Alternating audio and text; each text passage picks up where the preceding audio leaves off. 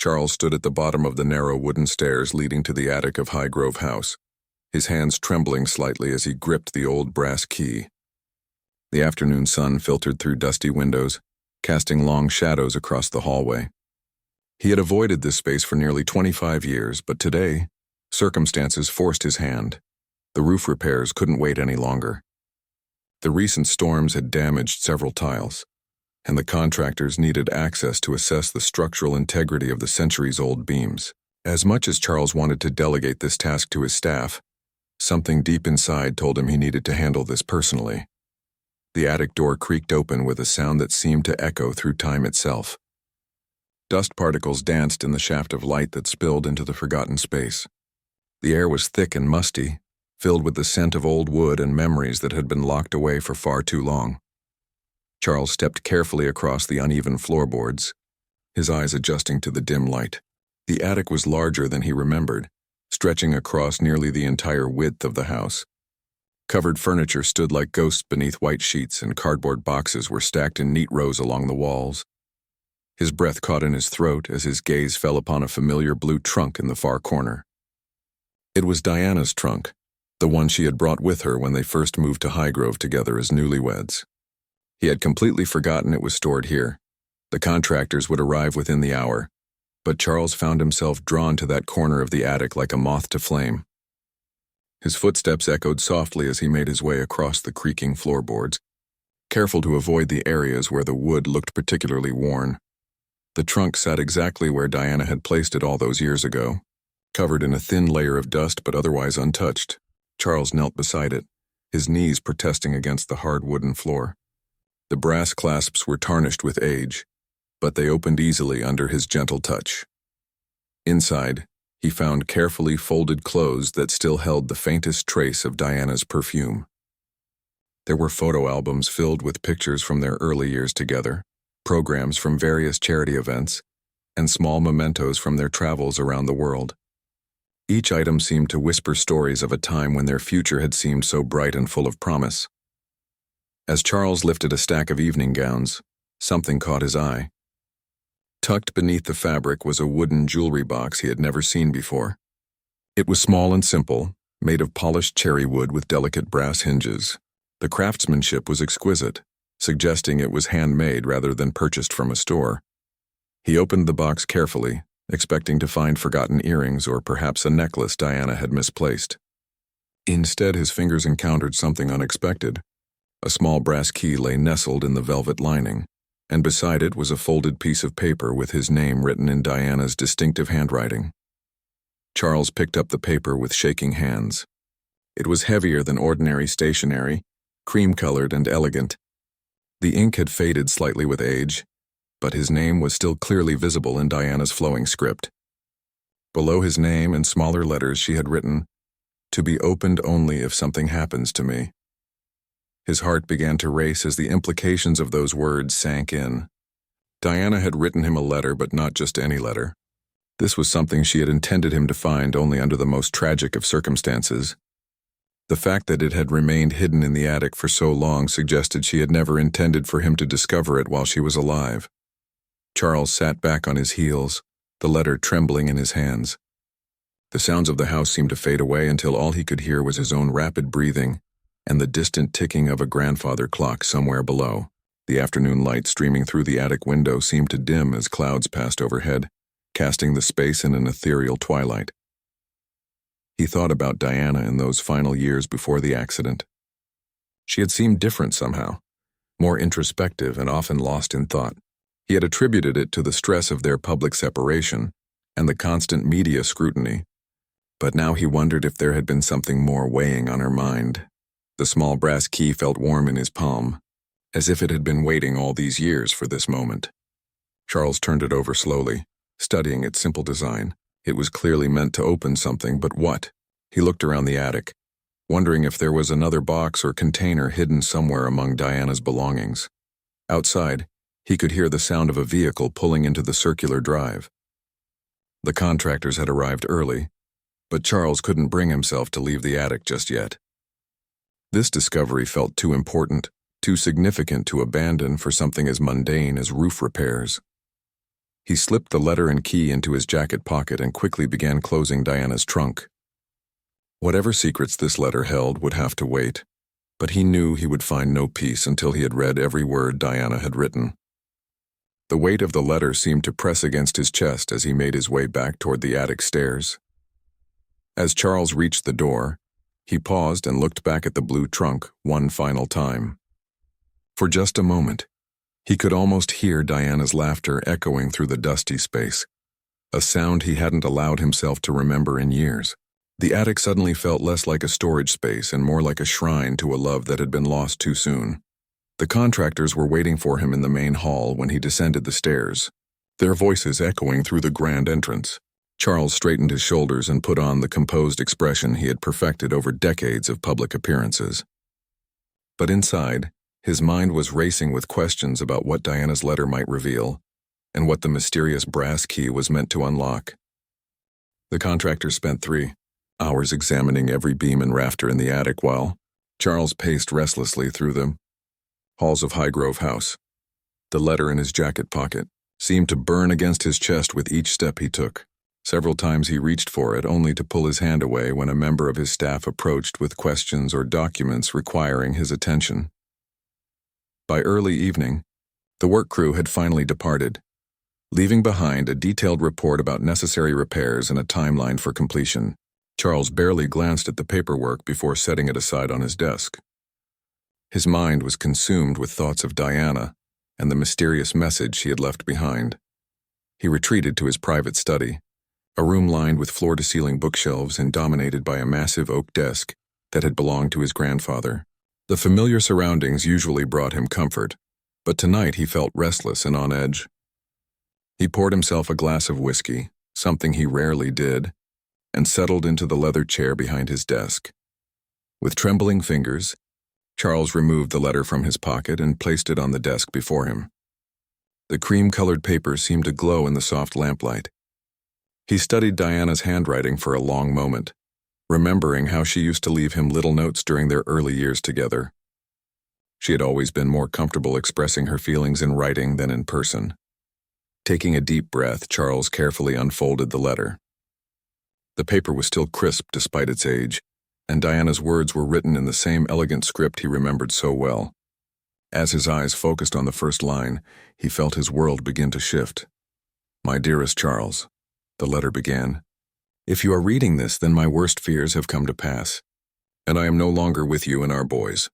I pray that this letter remains hidden forever, but I cannot shake the feeling that someone wants to silence me permanently." Charles stopped reading, his hand frozen halfway to his mouth with the glass of whiskey. Diana had feared for her life. The official investigation into her accident had concluded that it was a tragic result of drunk driving and excessive speed, nothing more sinister than that. But here was Diana herself, in her own words, expressing concerns about her safety. He continued reading, his heart pounding harder with each sentence. "The things I have learned, the secrets I have uncovered, they could bring down powerful people. I never meant to stumble upon such dangerous information, but now that I have it, I cannot simply pretend it doesn't exist. The key I have included with this letter will lead you to evidence I have hidden. Use it wisely, and trust no one completely." Charles set the letter down and reached for the small brass key, turning it over in his palm. What kind of evidence had Diana been hiding? And from whom had she been hiding it? He picked up the letter again, eager to learn more. "There are people within our inner circle who are not what they seem," Diana continued. "I have documented everything I have discovered, but I fear that if I come forward while I am alive, it will be dismissed as the desperate accusations of a troubled former princess. After our separation, my credibility has been questioned at every turn, and I know that my word alone will not be enough." The revelation hit Charles like a physical blow. Diana had been investigating something dangerous, something that had made her fear for her life. All those times in their final years when she had seemed distant and preoccupied, she had been carrying this terrible burden alone. "I have hidden a safety deposit box key behind the loose brick in the old garden wall, 3rd row from the bottom, 7th brick from the left corner near the rose garden. The box contains documents, photographs, and recordings that will expose a conspiracy that reaches into the highest levels of government and beyond." Charles dropped the letter as if it had burst into flames. A conspiracy? Documents and recordings? He thought about all the investigations and inquiries that had followed Diana's death, the endless speculation and theories that had never fully satisfied the public's questions. Had the truth been hidden away all this time, waiting for someone to find it? He forced himself to continue reading, though his hands were now shaking so violently that the words seemed to dance on the page. I know this will be difficult for you to believe, Charles. Even I struggled to accept what I was uncovering. But I have spent months verifying everything and the evidence is undeniable. There are people who have been using their positions of power to enrich themselves while betraying everything our institutions are supposed to represent. Diana went on to describe a network of corruption that she had stumbled upon quite by accident. It had started with a charity event where she had noticed irregularities in the financial records. Her natural curiosity and dedication to helping others had led her to dig deeper, uncovering a web of fraud, money laundering, and abuse of power that extended far beyond what she had initially suspected. I tried to find someone I could trust with this information, Diana wrote. But every person I approached either dismissed my concerns or suddenly became unavailable. I began to realize that the corruption ran deeper than I had imagined, and that my inquiries had not gone unnoticed. Strange things began happening. My phone conversations seemed to echo as if someone was listening in. Cars would follow me for miles before mysteriously disappearing. My mail was sometimes opened and resealed. Charles felt a chill run down his spine as he read these words. Had Diana really been under surveillance? The idea seemed almost impossible to believe. Yet here was her own account, written in the careful, measured tone he knew she used when discussing serious matters. The letter concluded with instructions for accessing the safety deposit box and a plea for Charles to be extremely careful about whom he trusted with the information. I hope I am wrong about the danger, Diana wrote. But if something does happen to me, please do not let my death be in vain. The people responsible for these crimes must be held accountable, no matter how powerful they may be. She had signed it simply Diana and included a postscript that made Charles's eyes fill with tears. I want you to know that despite everything that happened between us, I never stopped caring about you. You are a good man, Charles, and I know you will do the right thing with this information. Charles set the letter down and buried his face in his hands. The woman he had once loved, the mother of his children, had died carrying secrets that could potentially shake the very foundations of the establishment they had both served. And now, after all these years, those secrets had found their way to him. The brass key felt heavier now, weighted with the responsibility Diana had placed upon him. Outside his study window, the gardens of Highgrove were bathed in moonlight, peaceful and serene. But Charles knew that his world had just changed forever, and there would be no going back to the comfortable ignorance he had enjoyed just hours before. Charles barely slept that night. Every time he closed his eyes, he saw Diana's face and heard her voice reading the words from the letter.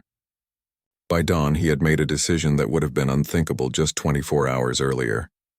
He was going to find that safety deposit box key, no matter what it might cost him personally. The rose garden at Highgrove had always been Diana's favorite spot on the property. She had spent countless hours there during their marriage, tending to the flowers and finding peace away from the constant pressures of royal life. The irony that she had chosen this place to hide such explosive secrets was not lost on Charles as he made his way through the morning mist.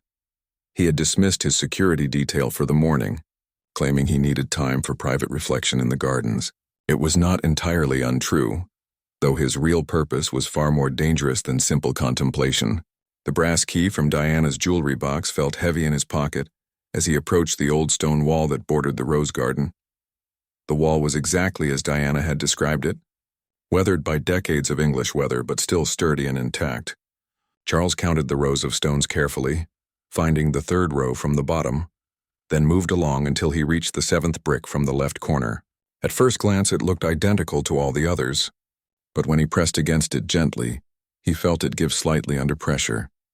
His heart racing, Charles looked around to ensure he was truly alone before working the loose brick free from the wall. Behind it was a small cavity that had been carefully hollowed out, just large enough to hold a few small items. His fingers encountered something cold and metallic, and he pulled out another brass key. This one slightly larger than the first and bearing the distinctive logo of a London banking institution. Wrapped around the key was a small piece of paper with numbers written in Diana's handwriting. Charles recognized them immediately as the format for a safety deposit box number and access code. Diana had planned this carefully, leaving him everything he would need to uncover whatever secrets she had died protecting. As he replaced the brick and brushed dirt from his hands, Charles felt the weight of 25 years of unanswered questions settling on his shoulders. The official story of Diana's death had never fully satisfied him, but he had accepted it because the alternative seemed too painful to consider. Now he wondered how many other people had suspected there was more to the tragedy than met the eye. The drive to London gave Charles time to think about what he was about to do. Once he opened that safety deposit box, there would be no going back to his former life of carefully managed public appearances and diplomatic silence. If Diana's allegations were true, he would be placing himself in potential danger by pursuing the truth. But as he navigated the busy London streets, Charles found his resolve strengthening. Diana had trusted him with this information, and he owed it to her memory and to their sons to see it through. Whatever the consequences might be, he could not live with himself if he walked away from the truth. The bank was an old, established institution in the heart of the financial district, the kind of place where wealthy families had been storing their most precious possessions for generations. Charles had chosen to dress casually, hoping to avoid recognition, but his years in the public eye had given him a distinctive bearing that was difficult to disguise. He presented Diana's key and identification documents to the clerk, explaining that he was handling his late wife's estate matters. The young woman behind the counter processed his request efficiently, though Charles noticed her doing a double-take when she read the names on the paperwork. The safety deposit box was located in the bank's secure vault, several levels below ground. Charles followed a uniformed security guard through a maze of corridors lined with numbered boxes of various sizes. When they reached the correct location, the guard used his master key while Charles inserted Diana's key, and together they opened the metal door. Inside was a leather portfolio that looked expensive and well-maintained. Charles thanked the guard and requested privacy to examine the contents. Alone in the small viewing room, he opened the portfolio with hands that trembled slightly despite his best efforts to remain calm. The first item he encountered was a letter addressed to him personally, different from the one he had found in the attic. This one was shorter and more direct. Charles, if you are reading this, then you have found my insurance policy. Everything in this box represents months of careful investigation and documentation. I pray you will have the courage to use it wisely. Beneath the letter were dozens of photographs, documents, and what appeared to be transcripts of recorded conversations. As Charles began to examine the materials, he felt his understanding of the world around him begin to crumble. The evidence Diana had compiled was damning and far-reaching, implicating people he had known and trusted for years. There were photographs of secret meetings, copies of financial records showing massive transfers of money to offshore accounts, and transcripts of conversations in which prominent figures discussed illegal activities with casual indifference. Diana had somehow managed to document a conspiracy that involved politicians, business leaders, and even members of their own social circle. One transcript in particular made Charles's blood run cold. It was a conversation between two men discussing the Diana problem and how her interference was becoming dangerous to their operations. The men spoke about her as if she were nothing more than an obstacle to be removed, and their casual tone when discussing potential violence was chilling. As he continued reading, Charles realized that Diana had uncovered evidence of a network that used charitable organizations as fronts for money laundering, taking advantage of the public's trust and generosity to fund illegal activities. The scope of the corruption was breathtaking, involving millions of pounds and affecting numerous charities that served vulnerable populations around the world. But perhaps most shocking of all were the documents that suggested Diana's death had not been the accident everyone believed it to be. There were records of payments to individuals with questionable backgrounds, communications about eliminating the threat, and detailed plans for making a murder look like an accident. Charles set the papers down and closed his eyes, trying to process the magnitude of what he had discovered. Diana had not been paranoid or delusional as some had suggested during their difficult final years. She had been a brave woman who had stumbled upon terrible truths and paid the ultimate price for her courage. The weight of responsibility pressed down on him as he considered his options. He could return these documents to the safety deposit box and pretend he had never seen them, protecting himself and his family from potential danger. Or he could honor Diana's memory by ensuring that her killers faced justice, regardless of the personal cost. As Charles carefully placed the documents back in the portfolio, he knew he had already made his choice. Diana had died believing that the truth would eventually come to light, and he would not let her sacrifice be in vain. The path ahead would be dangerous and uncertain, but it was the right path, and Diana deserved nothing less than his complete commitment to seeing justice done. Charles spent the next 3 days carefully studying every document in Diana's portfolio, working late into the night in the privacy of his study at Highgrove. The evidence was overwhelming and meticulously organized, revealing Diana's natural intelligence and methodical approach to uncovering the truth. She had created a comprehensive case file that any prosecutor would be proud to present in court. The conspiracy she had uncovered was far more extensive than Charles had initially imagined. It involved a network of corrupt officials who had been systematically looting charitable funds meant for disadvantaged children, disaster relief, and medical research. The stolen money was being funneled through a complex web of shell companies and offshore accounts, ultimately ending up in the personal bank accounts of the conspirators. What made the scheme particularly sinister was how the perpetrators had used their legitimate positions of authority to gain access to the charitable organizations. They served on boards of directors, acted as financial advisors, and even held government positions that gave them oversight responsibilities. Their victims trusted them completely, never suspecting that their generous donations were being stolen by the very people charged with protecting them. Among the most damning evidence were audio recordings Diana had made during charity events and private meetings. She had apparently worn a small recording device, capturing conversations where the conspirators spoke openly about their illegal activities. In one particularly chilling recording, Charles heard a man he recognized as a prominent government minister discussing the need to silence Diana permanently if she continued her investigations. Charles recognized several other voices on the recordings, including business leaders he had known socially for years and even a member of parliament who had attended dinner parties at royal residences. The betrayal cut deep, forcing him to question his judgment about people he had considered friends and allies. The financial records Diana had obtained showed transactions totaling hundreds of millions of pounds over several years. The money had been stolen from dozens of charitable organizations, including some that Charles himself had patronized. Children's hospitals had lost funding for critical equipment. Disaster relief efforts had been left short of resources, and medical research projects had been abandoned due to lack of funds. As Charles read through victim impact statements that Diana had carefully collected, he felt his anger growing. She had documented the human cost of the conspiracy, with the same attention to detail she had always shown when championing charitable causes. Children had died because medical equipment wasn't available. Families had suffered longer in disaster zones because aid was delayed, and researchers had been forced to abandon promising treatments for serious diseases. But it was the evidence surrounding Diana's own death that proved most disturbing. Among the documents was a detailed timeline showing how Diana's investigations had been monitored and how the conspirators had become increasingly desperate to stop her. There were records of surveillance activities, attempts to discredit her publicly, and finally, discussions about more permanent solutions to what they called the Diana problem. Charles found copies of financial records showing payments to individuals with connections to organized crime, made just weeks before Diana's death in Paris. The amounts were substantial enough to suggest they were payments for services rather than legitimate business transactions.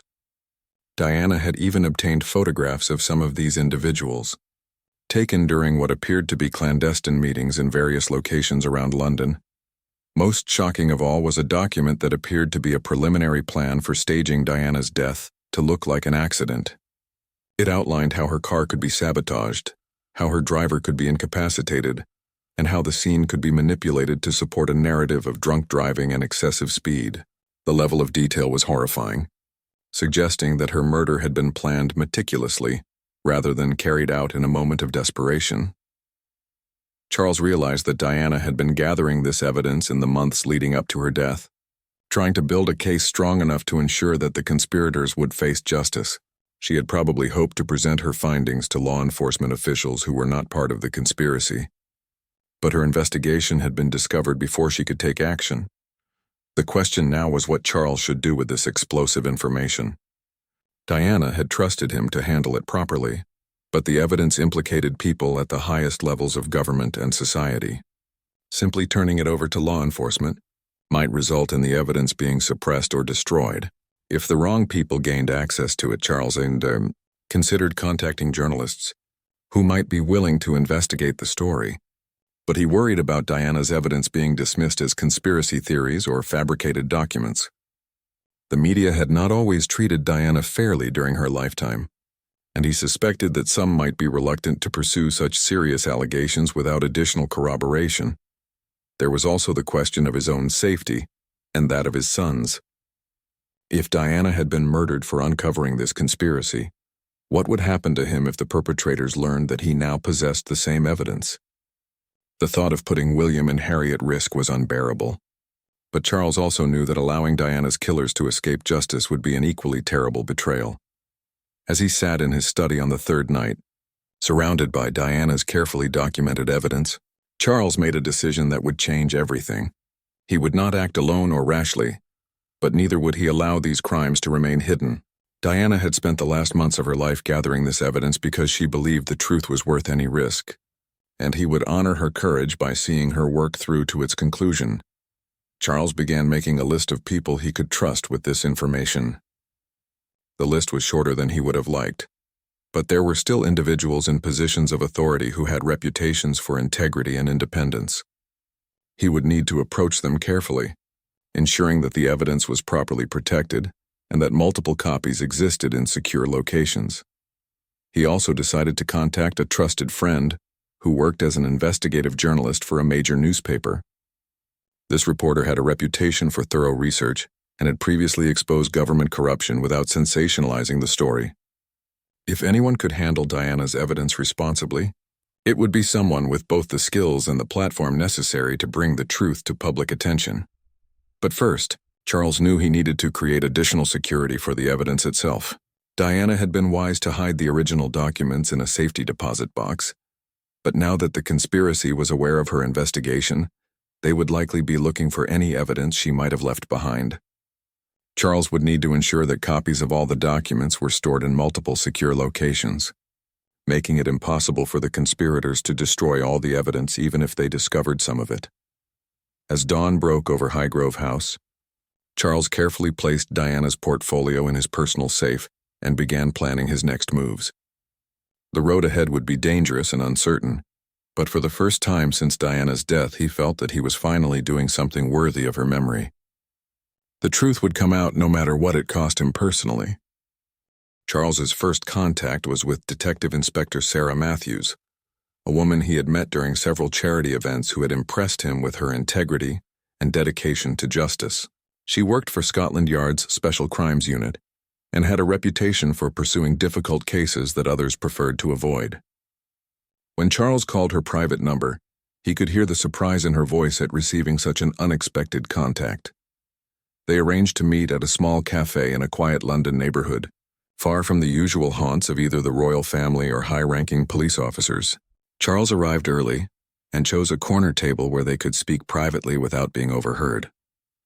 When Detective Inspector Matthews arrived, she looked both curious and concerned about the secretive nature of their meeting. Charles had decided to be direct about the situation, knowing that any attempt at subtlety would only waste precious time. He showed her Diana's original letter and explained how he had discovered the safety deposit box key.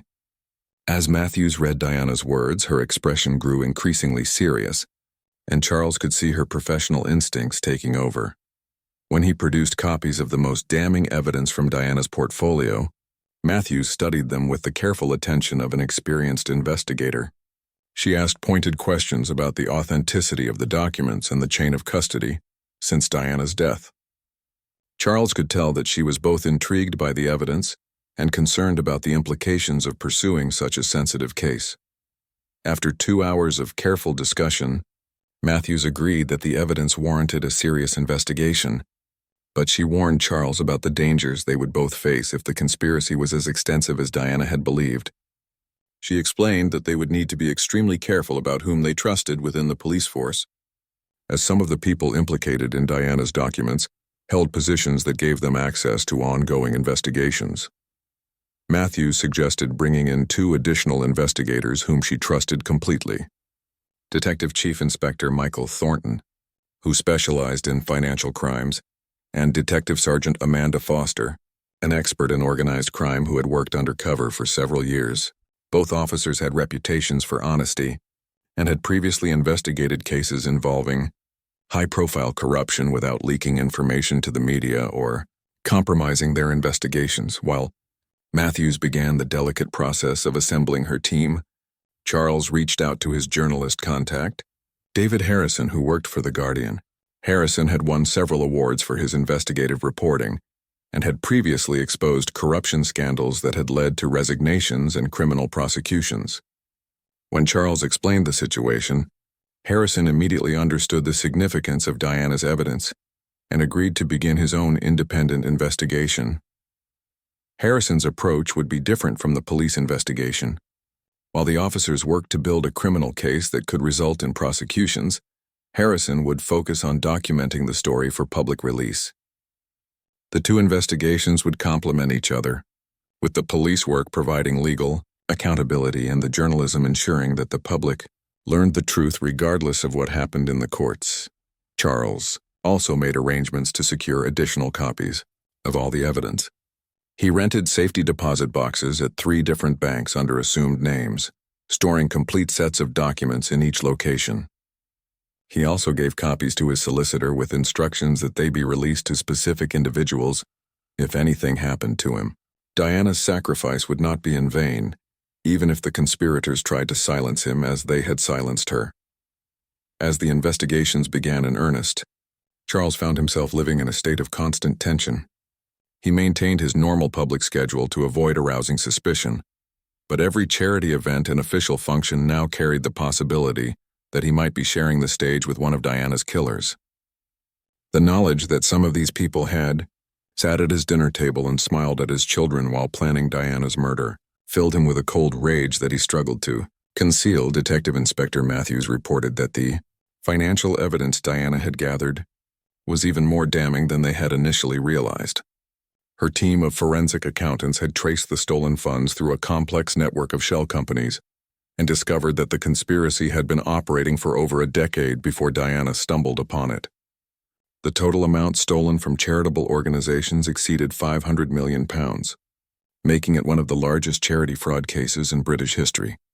Meanwhile, Harrison's investigation was uncovering additional evidence that corroborated Diana's findings. He had managed to track down several former employees of the affected charities who had noticed irregularities in their organization's finances, but had been discouraged from pursuing their concerns. Some of these individuals had been quietly dismissed or transferred to other positions. When they had asked too many questions, Harrison also discovered that Diana was not the only person who had died under suspicious circumstances after investigating the conspiracy. A charity accountant named Robert Chen had been killed in what appeared to be a random mugging just 2 weeks after he had reported financial discrepancies to his board of directors. A government auditor named Patricia Williams had died in a car accident shortly after she had begun reviewing contracts awarded to companies connected to the conspiracy. The pattern was clear to anyone willing to see it, but proving that these deaths were murders rather than coincidences would require additional evidence. Matthews and her team began reopening the investigations into these other deaths, looking for connections that previous investigators had missed or ignored. As the circle of evidence tightened around the conspirators, Charles noticed changes in his own security situation. Cars that he didn't recognize began appearing regularly near Highgrove House, and his protection officers reported unusual surveillance activity around his public appearances. Someone was clearly aware that Diana's evidence had been discovered and was monitoring Charles to see what he would do with it. Rather than intimidating Charles, this surveillance confirmed that they were on the right track. The conspirators would not be taking such risks unless they were genuinely threatened by the possibility of exposure. Diana had been right about everything, and her evidence was strong enough to bring down some of the most powerful people in Britain. Charles instructed his security team to be extra vigilant without explaining the specific nature of the threat they were facing. He also made subtle changes to his routine, varying his routes and schedules to make surveillance more difficult. If the conspirators were planning to eliminate him as they had eliminated Diana, he would not make their job easy. The investigation was approaching a crucial phase where arrests would need to be made and evidence would become public. Charles knew that once that happened, there would be no going back to his former life. The royal family would be thrust into a scandal of unprecedented proportions, and he would become a target for both the conspirators and their supporters who would try to discredit him. But as Charles looked at Diana's photograph on his desk that evening, he felt no regret about the path he had chosen. She had died trying to expose these crimes, and her sons deserved to know that their mother had been a hero, rather than the troubled figure some had portrayed her as being. The truth was worth any personal cost, and Charles was prepared to pay whatever price was necessary to ensure that justice was finally served. The first arrest came on a Tuesday morning, exactly 6 months after Charles had discovered Diana's letter in the attic. Detective Inspector Matthews and her team had worked tirelessly to build airtight cases against the primary conspirators, ensuring that the evidence was so overwhelming that even the most expensive lawyers would struggle to create reasonable doubt. Charles watched the news coverage from his study at Highgrove, feeling a mixture of satisfaction and sadness as he saw prominent figures being led away in handcuffs. Among them was Sir Edmund Blackwood, a man who had served on numerous charity boards and had been knighted for his supposed philanthropic work. In reality, he had been one of the masterminds behind the conspiracy, using his reputation and connections to gain access to charitable funds that he then systematically looted. Also arrested was Margaret Ashford, a member of Parliament who had used her position on oversight committees to protect the conspiracy from government scrutiny. She had been one of the voices on Diana's recordings, casually discussing how to deal with people who asked too many questions about charity finances. Her arrest sent shockwaves through Westminster, as she had been considered one of the rising stars of her political party. David Harrison's newspaper investigation had been published simultaneously with the arrests, ensuring that the public learned the full scope of the conspiracy and the evidence that Diana had died trying to expose. The headline read, "Diana's Final Investigation: How the People's Princess Uncovered a $500 million charity fraud," and the article detailed every aspect of the conspiracy that Diana had documented. The public reaction was immediate and overwhelming. Crowds gathered outside the houses of the arrested conspirators, and demands for a full public inquiry echoed through Parliament. The Prime Minister, who had initially tried to downplay the significance of the arrests, was forced to announce a comprehensive investigation into how such massive fraud had gone undetected for so long. Most significantly for Charles, the evidence Diana had gathered about her own murder led to a complete reinvestigation of her death. Detective Inspector Matthews had turned over the audio recordings and financial documents to a special prosecutor, who announced that the case would be reopened as a murder investigation rather than an accidental death. Within weeks, arrests were made in connection with Diana's murder.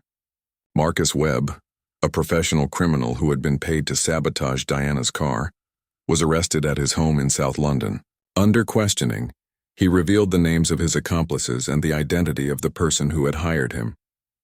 The web of conspiracy that had seemed so untouchable suddenly began unraveling as each arrested conspirator tried to negotiate a better deal by providing evidence against the others. Charles found himself at the center of a media storm unlike anything he had experienced in his decades of public life. Every major news organization wanted to interview him about Diana's investigation and his decision to pursue the truth despite the obvious dangers. He agreed to a limited number of interviews, always emphasizing that the real hero was Diana herself and that he had simply fulfilled his obligation to honor her memory. The most difficult conversation was with William and Harry, who had to learn not only that their mother had been murdered, but that she had died as a hero trying to expose terrible crimes. Charles met with his sons privately at Kensington Palace, showing them Diana's original letter and explaining how their mother had risked everything to protect vulnerable people who were being victimized by the conspiracy. Both young men were initially shocked and angry, struggling to process the revelation that their mother's death was not the accident they had always believed it to be. But as Charles shared more details about Diana's investigation and the evidence she had gathered, he saw their anger transform into pride. Their mother had not been the unstable figure that some media accounts had portrayed, but rather a brave woman who had died fighting for justice. The trials of the conspirators dominated headlines for months. One by one, the people responsible for stealing hundreds of millions of pounds from charities were convicted and sentenced to lengthy prison terms. Sir Edmund Blackwood received a sentence of 25 years, while Margaret Ashford was sentenced to 18 years and expelled from Parliament in disgrace. Most importantly, the three men directly responsible for Diana's murder were convicted of first-degree murder and sentenced to life in prison without the possibility of parole. Marcus Webb, who had actually sabotaged Diana's car, testified against his accomplices in exchange for a reduced sentence, providing detailed accounts of how the murder had been planned and executed. The public inquiry into the conspiracy revealed systemic failures in charity oversight and government regulation that had allowed the fraud to continue for so many years.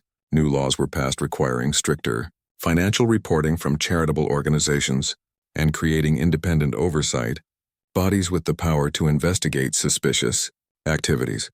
Perhaps most satisfying for Charles was the restoration of Diana's reputation. The woman who had been dismissed by some as emotionally unstable and attention-seeking was now recognized as a courageous investigator who had died trying to protect vulnerable people. Statues were erected in her honor, scholarships were established in her name, and the charitable organizations that had been victimized by the conspiracy received compensation from the assets seized from the convicted criminals. Charles established the Diana Memorial Foundation for investigative charity work, using funds recovered from the conspiracy to support journalists and investigators who worked to expose fraud in charitable organizations. The Foundation's first project was to create a secure system for charity workers to report financial irregularities without fear of retaliation. As Charles stood in the Rose Garden at Highgrove 2 years after discovering Diana's letter, he reflected on how much had changed. The old stone wall where Diana had hidden her safety deposit box key had been designated as an official memorial, with a plaque honoring her courage and sacrifice. The roses she had planted were blooming more beautifully than ever, as if nature itself was celebrating the triumph of truth over conspiracy. The weight of secrets no longer pressed on Charles's shoulders. Diana's killers were behind bars. The money they had stolen was being returned to its rightful purposes, and the world finally knew the truth about the people's princess. She had not died in a tragic accident caused by paparazzi and reckless driving, but as a martyr for justice who had given her life to protect people she had never even met. Charles often wondered what might have happened if he had never found Diana's letter. If the roof repairs had been delayed, or if he had simply had the contractors handle the attic inspection alone, the conspiracy might have continued indefinitely, stealing millions more from people who could least afford it, and Diana's killers might have lived out their lives in comfortable retirement. But Diana herself had written that she believed the truth would eventually come to light, and Charles now understood that she had been right about that as well. Justice had been delayed but not denied, and her sacrifice had ultimately saved countless future victims of the conspiracy she had died exposing. The brass key that had unlocked Diana's safety deposit box now sat in a place of honor on Charles's desk, a reminder of the courage it had taken for her to gather evidence against such powerful enemies. It served as a daily inspiration for Charles to continue the work Diana had started, using his position and influence to protect those who could not protect themselves. Diana's final investigation had ended exactly as she would have wanted, with truth triumphant and justice served, no matter how long it had taken to achieve.